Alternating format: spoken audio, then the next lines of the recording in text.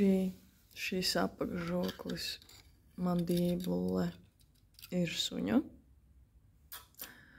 Tam izšķir korpus mandibule, tas atrodas šeit.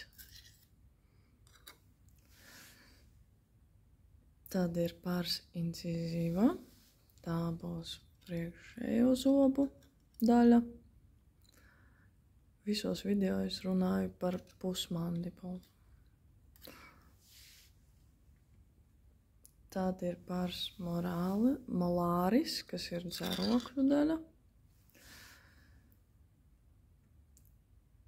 Tad ir margo alveolāris, kas ir šī te mala. Un ir margo interalveolāris, kas ir šī daļa. Tad ir incizura vasorum facialium.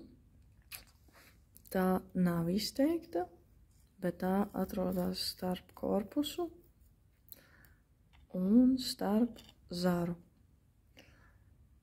Tad ir mandibulas zars, rāmus mandibula, tas ir šis lūk.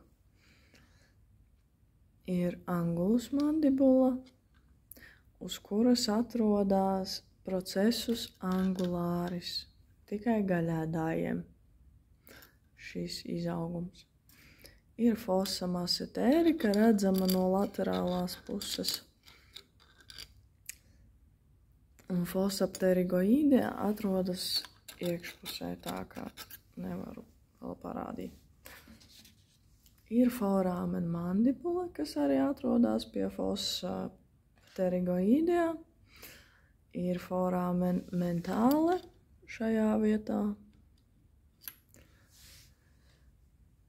Un vēl ir divi izaugumi, procesus coronoideus, kurš stiepjās līdz pat šejienei, un procesus condylāris ir šis izaugums, kurš savienojās ar citu kaulu.